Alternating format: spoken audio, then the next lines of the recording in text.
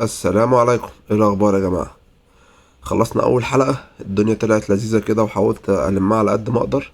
تعالى بقى نتعمق اكتر في الهيكل، لان هو السمارت مان عباره عن هيكل وسيوله، فلازم ندرس الهيكل كويس جدا جدا جدا عشان نعرف نطلع منه اجمل صفقات ان شاء الله. ماشي، قبل ما نبدا ان شاء الله نتعمق في الهيكل لازم نعرف ان السمارت ماني هي جزء استراتيجيه بسيطه جدا من الاي سي تي. الاي سي تي لما بدأت تتشرح الناس قالوا ده معقدة فيها حاجات كتيرة وفي حاجات ودوشة وبتاع. لا احنا الطلاب اللي هم بدأوا يدرسوا الاي سي تي، لا احنا نبدأ يا عم نعمل لنا استراتيجية ناخد منها افضل حاجة، ونبدأ نعمل لنا استراتيجية خاصة بينا ونسميها سمارت ماني. من اشهر الناس دول واحد اسمه خان وواحد اسمه فوتون.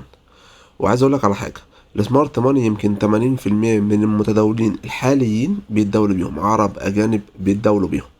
فانت عشان تبدا تعرف الاس ام سي صح لازم تعرف الاتنين دول وايه مشاكلهم مع بعض، لان الاتنين دول معاهم مشاكل مع بعض من ناحيه الهيكل. ده يقول لك ده لا انا المهم هنتكلم دلوقتي في كل حاجه، وهنعرف نشتغل ازاي. يعني نشتغل بطريقه ده ولا بطريقه ده، هو 90% او 80% من الاتنين بنفس الطريقه، ولكن هي مشكلتهم الوحيده في الهيكل. يعني ايه بقى يا سيدي الكلام ده؟ اولا نبدا بخان. خان ده من 80% من السمارت ماني هم شغالين بطريقه خان، وهي ايه؟ بيقول لك ايه بقى؟ وهقول لك كل واحد مميزاته وعيوبه. ماشي، خان بيقول لك يا سيدي، بيقول لك والله انا عندي مثلا لو الهيكل زي ما احنا قلنا كده صاعد، زي ما احنا شرحنا في الحلقه اللي فاتت، بيكسر لك قمم ويقول لك بص، يكسر لك قمم ويقول لك بص. لو احنا هنيجي من هنا كده ونقول ان ده بص صح كده، طب البص ده فين القاع اللي سببه؟ والله هو ده القاع اللي سببه. نشد كده ونقول لك ده في الحلقه اللي فاتت اللي احنا شرحناها، ده اللي تشك بتاعي. طيب لما يجي السعر يعمل لي بص تاني في المنطقه دي، هل اللي تشك بيفضل زي ما هو؟ لا، اللي تشك بيعمل ايه؟ زي ما احنا شرحنا برضو في الحلقه اللي فاتت، بتترفع صح كده، وهكذا. طيب خان قال لك يا معلم، خان قال لك انا في حاجه عندي اسمها، نبدا نرفعها كده. خان قال لك انا في حاجه عندي اسمها ايه؟ اسمها انديوسمنت. لو البريك اوف ستراكشر ما خدليش انديوسمنت، بيبقى مثلا في المنطقه دي كده، خلينا نعمل دي كده، في حاجه هنا اسمها ايه؟ انديوسمنت. ما هفهمك انا ليه ما شرحتلكش دلوقتي، ولكن هو بيقول لك لو انا ال القمه دي ما سحبتليش انديوسمنت، ممكن نرمز له برمز اكس، ما سحبتليش انديوسمنت، يبقى انا القمه دي مش حقيقيه، يبقى انا مش هعتمد عليها. يبقى انا اللي تشك بتاعي طالما القمه دي مش حقيقيه، يبقى انا مش هعتمد اللي تشك بتاعي يبقى هنا، او التغيير الاتجاه بتاعي يبقى هنا. فهمت الحته دي؟ يعني هو بيقول لك لو القمه دي مش حقيقيه ممكن السعر ينزل. احنا زي ما قلنا الحلقه اللي فاتت بكسر كده احنا ندور على بيع مش شراء. هو بيقول لك لا، يبقى انا عندي اللي تشك مش هنا، اللي تشك هو هنا، يبقى انا لسه هبدا اشتري في كل الموجه دي.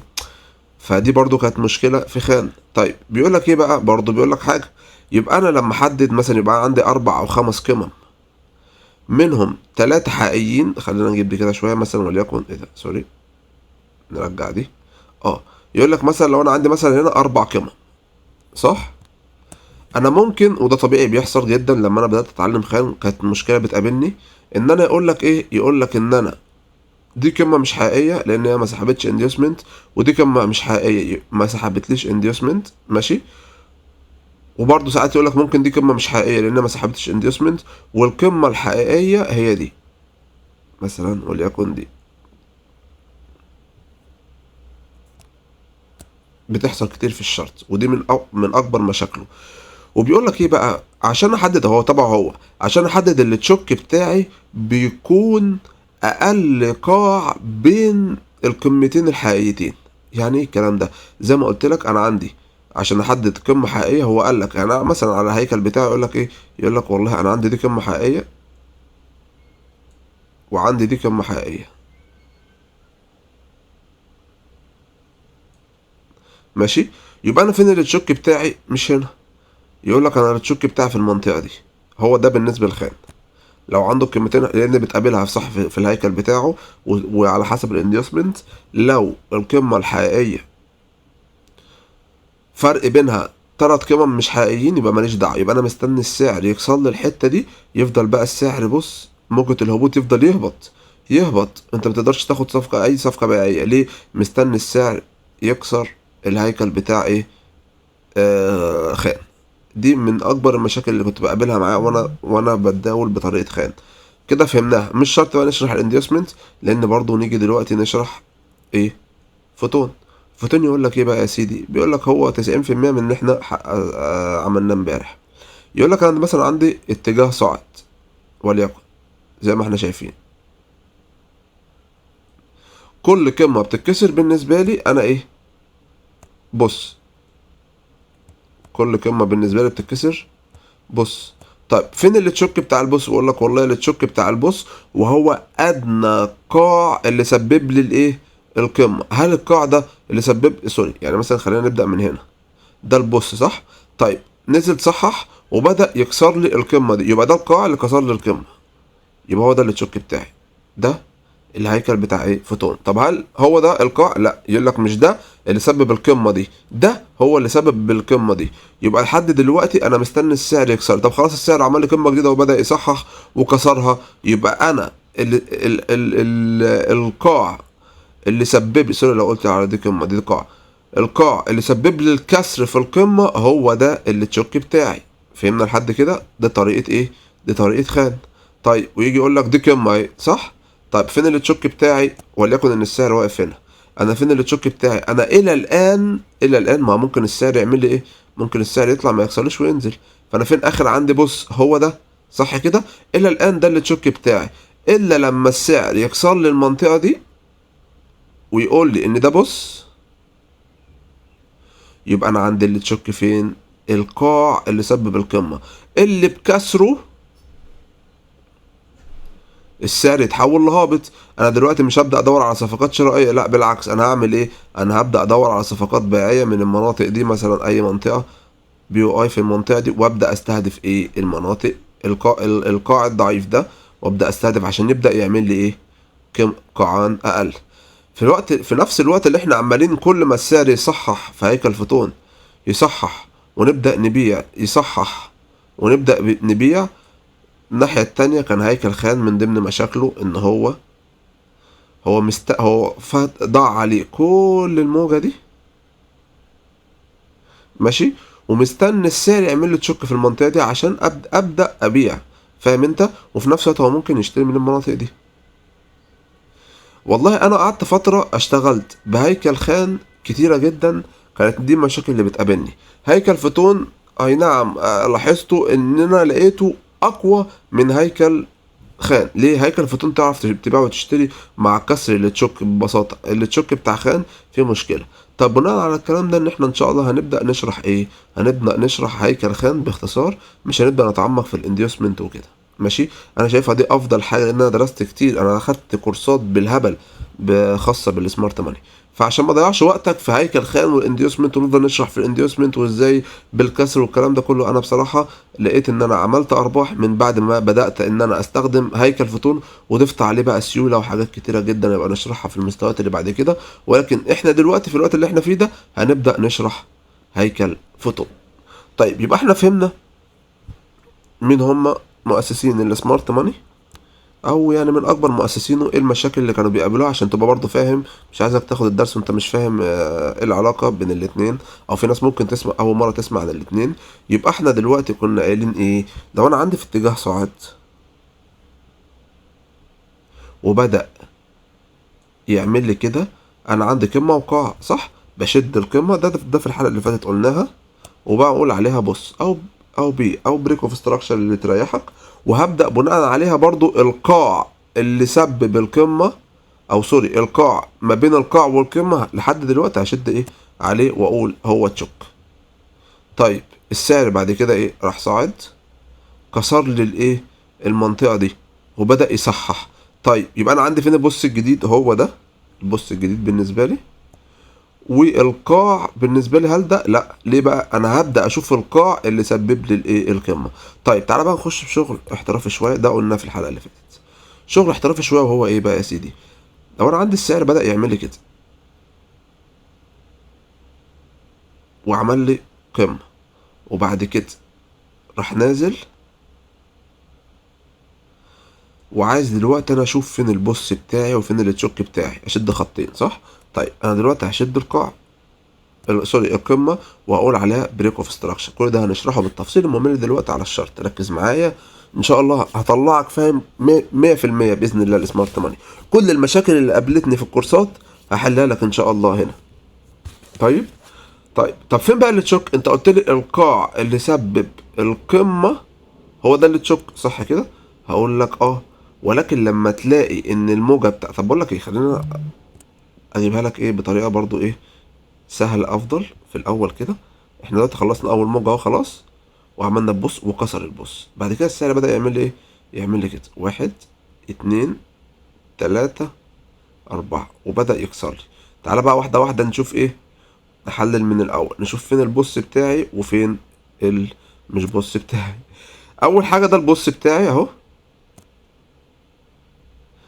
وفين ايه ده راح فين؟ طيب ده البوس البي، وده اللي تشوك بتاعي، صح كده؟ ده الى الان ده في اول حركه، هو عامل كده ايه؟ طيب ده في اول حركه ماشي. بعد كده السعر راح عمل لي ايه؟ راح كسر، عمل لي قمه جديده. يبقى خلاص، يبقى هنقل ده برضو البوس التاني بتاعي اهو. فين بقى اللي تشوك؟ والله اللي تشوك القاع اللي سبب القمه دي، اللي هو ده الى الان. طيب خلصنا الايه اللي هو في ايه خلصنا الى الان. طيب انا خلاص السعر كسر لي بقى، ركز معايا هنا. انا هنا عندي ايه؟ عندي بوس جديد صح الى الان، صح. طيب فين بقى اللي تشوك بتاع البوس الجديد ده بقى؟ هقول لك تعالى بقى. انت قلت لي القاع اللي سبب القمه اللي هو ده القاع اللي سبب القمه. اقول لك لا، مش ده القاع اللي سبب القمه.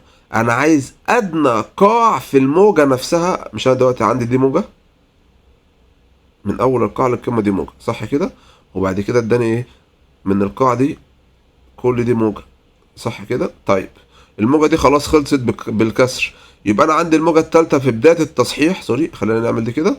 ايوه الموجه الثالثه في بدايه التصحيح، وهو بدايه التصحيح هنا كده لحد ما يكسر لي الموجه دي كلها. انا باخد اقل قاع فيها، هو ده اللي تشوك، هو ده اقل قاع فيها، وهو ده اللي مش اول قاع، اقل قاع. يعني انا خلينا نمسح الموجه دي كده، المربع ده. يعني انا عندي لو القاع ده كان عامل كده، يبقى هو ده اللي تشوك بتاعي، اقل قاع في الموجه الجديده، وهكذا. هنشرح على الشرط دلوقتي بالتفصيل، بس ايه اتمنى اكون وضحت لك. طب تعالى بقى نشوف ايه في الاتجاه الهابط. ماشي، نمسح الكلام ده ونخش على الاتجاه الهابط. نبدأ نعمل كده اتجاه صاعد، طلع شوية اداني قاع، وبعد كده راح نازل كسر لي القاع، ده اللي تشوك، وبدأ يصحح. طيب انا هنا بقى خلاص السعر اداني تشوك اهو في المنطقة دي، وبدأ يصحح عشان يكمل بقى ايه. احنا زي ما قلت لك اول لما بيحصل لي تشوك ببدأ ان انا ابيع بالمناطق دي ماشي. طيب بعد كده السعر بدأ لما يبدأ بقى يهبط لي واحدة واحدة. انا فين البوس بتاعي؟ والله ده البوس. طيب بكسره خلاص، والسعر يبدأ يصحح لي شوية صغيرين كده. هقول ايه؟ يبقى ده البوس بتاعي، لان البوس زي ما قلنا في القاعان مش في القمم. وفين اللي تشوك بتاعي؟ اللي تشوك بتاعي قلنا اقل قاع، او سوري اعلى قاع في الموجة نفسها، مش دي لا، من بداية موجة التصحيح هو ده اعلى قاع سبب الكسر ل سوري بتلخبط بين القاع والقمة. اعلى قمة سببت الكسر طبعا في اتجاه هابط، هيبقى اعلى قمة هي اللي سببت لي الكسر في القاع ده. فهمنا لحد كده؟ واسميه تشوك. طب تعالى بقى نصعب الامور شوية ونبدأ نمشي واحدة واحدة. كسر لي، وبعد كده طلع صحح شوية وطلع، وبدأ يعمل لي كده وراح كاسر. طيب تيجي تقول لي فين البوس بتاعك؟ اقول لك والله ده بص اهو، صح كده، ونرمز له بالبي. طب فين التشيك بتاعي؟ والله انت قلت لي القاع اللي سبب القمه اللي كسرت القاع. طب هل دي؟ لا، انا قلت اعلى قمه هي اللي سببت الايه القاع ده في الموجه نفسها. فهمنا لحد كده ولا ما فهمناش؟ طيب يبقى احنا كده فاضل لنا اخر حاجه. هنشرح طبعا كل الكلام ده على الشرط دلوقتي، ولكن احنا دلوقتي فاضل لنا، يا رب بتاعتي يكون بيسجل، ممتاز. يبقى احنا كده فاضل لنا اخر حاجه في البريك اوف ستراكشر، يبقى احنا كده عرفنا الهيكل كله، فهمنا الهيكل كله وباختصار، وهنبدا نطبق عليه كمان شويه. بس عندنا اخر حاجه وهي ايه بقى يا سيدي؟ ركز معايا كده، احنا خلاص عرفنا البوس والتشوك ازاي نطلعهم. بيقول لك بقى اخر قاعده في الموضوع البوس والتشوك كده، يقول لك ايه؟ لو انا عندي هنا مثلا الاتجاه صاعد، وانا هنا ايه؟ بحدد البوس بتاعي وبحدد التشوك بتاعي، ده البوس وده التشوك بتاعي، صح كده؟ طب انا مستني السعر يكسر. طيب بيقول لك بقى ايه؟ بيقول لك يا سيدي السعر لو طلع كده وراح مد، ثانيه واحده، يقول لك ايه بقى؟ لو السعر طلع كده وراح مديك الشمعه الاخيره دي كده، نزله تحت شويه، وراح كسر لك البوس بديل، ده ما يعتبرش بوس، ده ما بنعتمدهوش. هو اللي تشك اي نعم زي ما هو، ولكن ده يبقى انا كده مش هستنى. مش احنا قلنا البوس ايه لازمته؟ ان انا استنى السعر يكسر، وبعد كده خليني اقول لك اهو، بستنى السعر يكسر عشان ايه؟ اعرف ان هو بدأ يكسر عشان ابدأ اشتري من المناطق دي، صح ولا مش صح؟ اللي هي اللي قبل اللي تشك. طيب هو السعر بقى ما كسرليش، هو هنا عمل لي حاجه اسمها سحب السيوله، هنتكلم عليها ان شاء الله في الحلقه الجايه. المهم، طالما السعر البوس كسر مش بجسم شمعه، يبقى انا ده مش بوس حقيقي، ده بنسميها حاجه اسمها سويب ليكويديتي، هنتكلم عليها دلوقتي. ولكن طالما السعر ما كسرليش يبقى ده مش بوس. طب امتى اقول بوس؟ لما يكسر لي بجسم زي كده.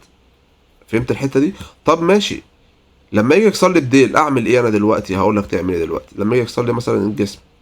خلينا ننزل كده شويه، ويبدا يكسر لي بديل. بعمل ايه انا؟ ايه بقى؟ بسيب المنطقه دي ويبقى ده التشوك بتاعي الطبيعي، وهستنى السعر بنسبه كبيره ممكن يوصل للتشوك، ولكن بنقل البوس بتاعي من المنطقه دي، فين البتاع؟ من المنطقه دي للمنطقه دي، وبشد خط هنا، ويبقى هو ده البوس الجديد بتاعي بكسره.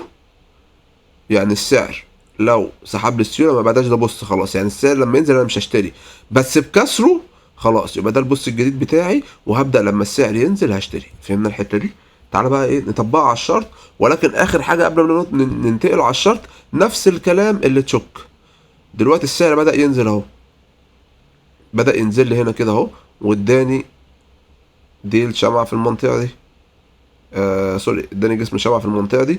انا مستني التشوك لازم يتكسر بجسم شمعة. طب لو كسر بديل،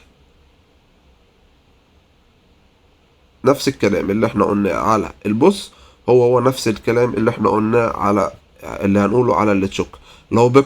لو كسر بديل يبقى انا مش ده التشوك بتاعي خلاص. يبقى انا مش احنا قلنا التشوك مهمته ان هو لما بيكسر، مش احنا قلنا يا شباب ان انا دلوقتي عندي، لو عندي كده وده التشوك بتاعي، ومثلا نزل كسر اللي تشوك في المنطقة دي، وليكن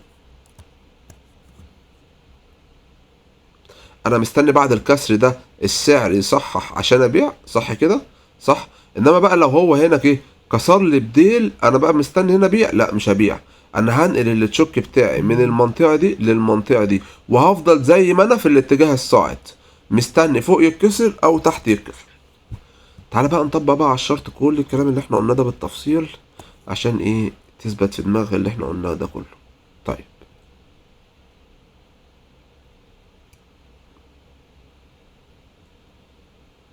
عايزين نجيب اتجاه واضح كده عشان نبدأ نشتغل واحدة واحدة ونشوف. اتجاه صاعد اهو، واضح جدا معايا الى الان. خلينا نقطع الشرط ونبدأ نشوف.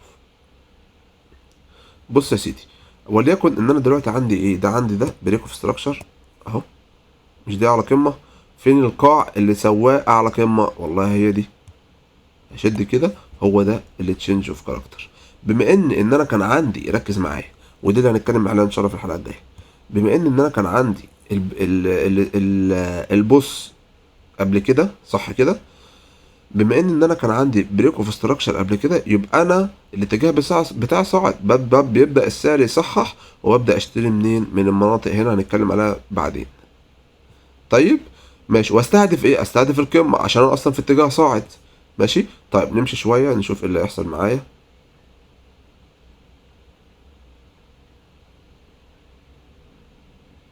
الى الان السعر لسه ما كسرليش ولا تحت ولا فوق.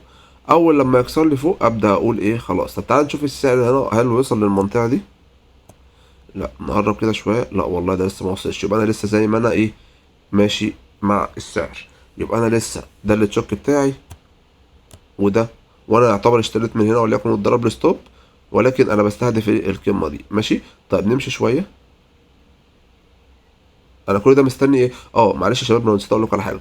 كل ده بالنسبه لي انا اسمه انترنال، هنبقى نتكلم عليه بالتفصيل الممل بعدين، ولكن الانترنال ده مهمته اللي هو تزهيق المتداولين.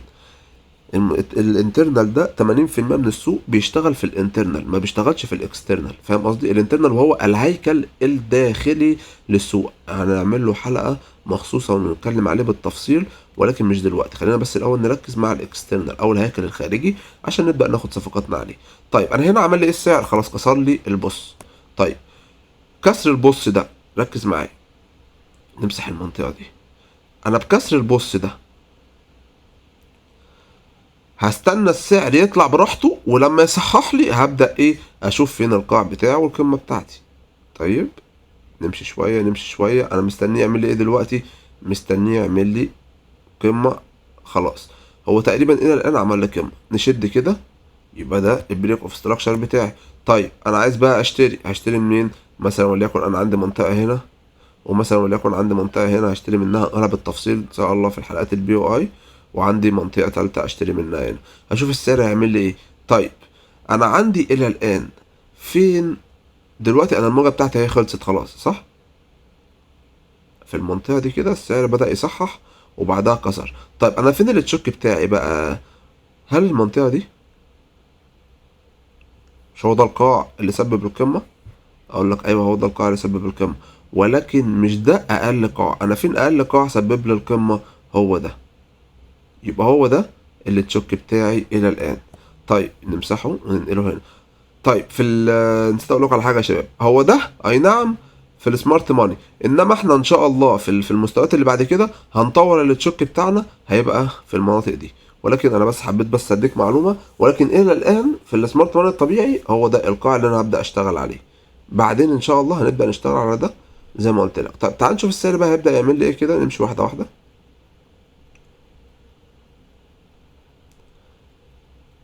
انا مستنيه لا يكسر لا تحت لا فوق صح؟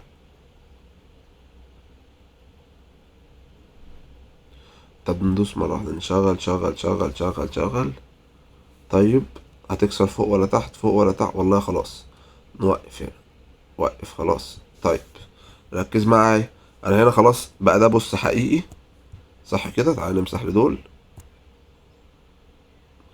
ونشد هنا، دي القمة الجديدة والاتجاه عندي صاعد خلاص. طيب بما ان هو عمل لي بص خلاص، يبقى هو بينزل يصحح عشان نبدا نشتري. هنشتري منين؟ من المناطق اللي احنا قلنا عليها، مثلا وليكن هنا، وليكن مثلا هنا، اي حاجه ما علينا. المهم ان انا دلوقتي عايز احدد البص بتاعي والتشوك بتاعي صح كده.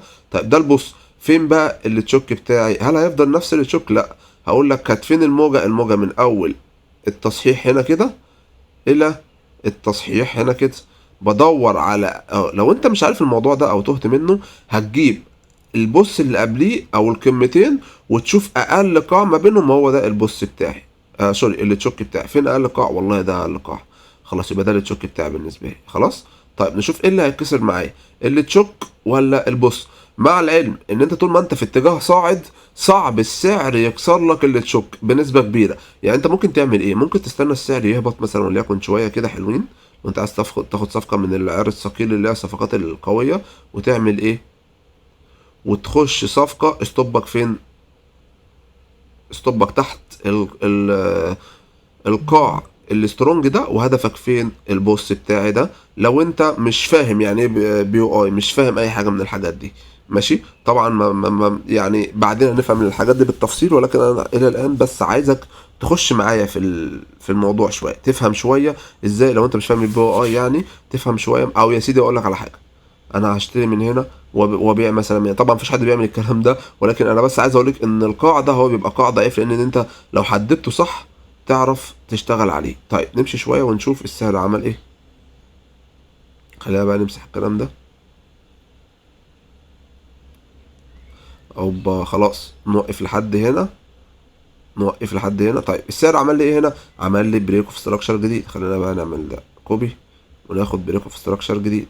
طيب بما ان هو عمل لي بريك اوف ستراكشر جديد، فين اللي تشوك؟ هل التشوك ده؟ لا، انا قلت لك اللي تشوك ايه؟ هو اقل قاع بين اخر قمتين، اللي هي اخر قمه دي واخر قمه دي، اللي هو ده، ده اقل قاع ما بينهم، صح كده؟ وهكذا، ونبدا نمشي بقى. هو السعر واقف ليه؟ بص لو تلاحظ حتى لو السعر، خلينا نكمل. ها، كل ده ماشي عرضي، ما بيفضلش التداول في المناطق العرضيه. هو ليه يعمل كده؟ طيب عمل لي ايه هنا؟ سحب لي سيوله البريك اوف ستراكشر ده. ركز معايا، يبقى انا عندي ده مش بص، ده اسمه ايه؟ سحب السيوله. شفنا عرفناها ازاي؟ طيب يبقى انا عندي فين البص الجديد؟ هو ده. طيب بما ان انا بقى عندي بريك اوف ستراكشر في المنطقه دي، طب فين اللي تشوك بتاعي؟ والله هل هو بيفضل نفس هو سوري نفس المنطقه يعني؟ اقول لك لا، طالما عندي اعلى قمتين ادور على طول اقل قاع ما بينهم، وهو ده، هو ده اللي تشوك بتاعي. الى الان احنا في المناطق دي. طيب نمشي شويه.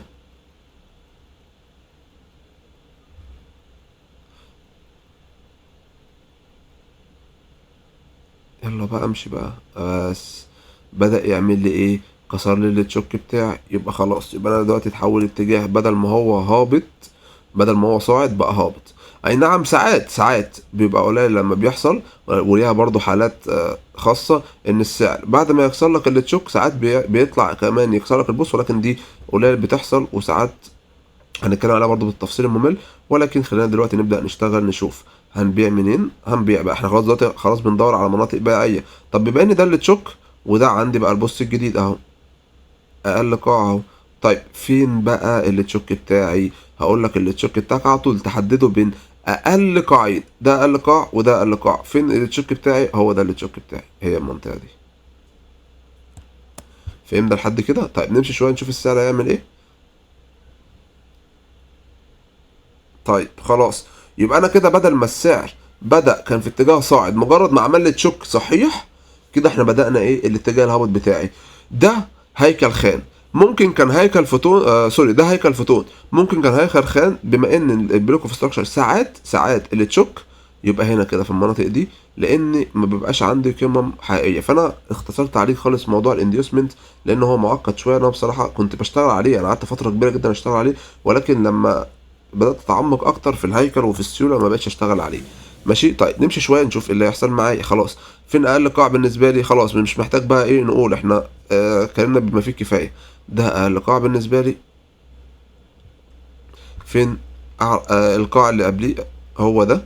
طب يبقى التشوك بتاعي فين؟ هو ده التشوك بتاعي اهو، اعلى قمه بين القاعين في الاتجاه الهابط. طيب يبقى نمشي كده ونقول ان ده التشوك. نمشي شويه نشوف السعر هيبدا يعمل ايه. انا كده حاليا بدور على مناطق بيعيه كده، طالما هو عمل لي بريك اوف ستراكشر بدور على مناطق بيعيه. طب نمشي شويه نشوف السعر عمل ايه. نوقف هنا. طيب السعر عمل لي ايه هنا بقى؟ كسر لي اللي تشوك. طب الى الان الاتجاه اتحول لصاعد، صح؟ نشوف، نمشي شويه نشوف المنطقه دي، نشوف المنطقه دي السعر هيبدا يتحول معاها ازاي، او يبدا يعمل معاها ايه.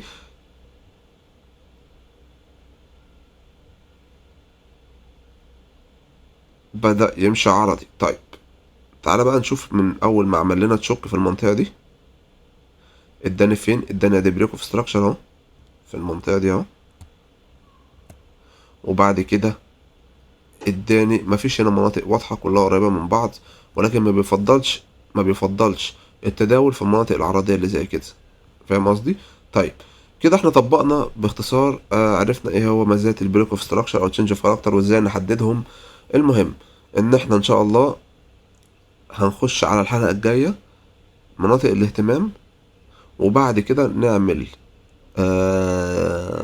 تطبيق عملي على كل اللي فات ان شاء الله في الحلقه الرابعه. خلصنا الهيكل النهارده ان شاء الله. هحاول انزل لكم الموضوع ده على حلقتين، ماشي، عشان برضو الفيديو طول شويه. وان شاء الله اشوفكم في الفيديو الجديد بتاع مناطق الاهتمام. يلا اشوفكم على خير ان شاء الله.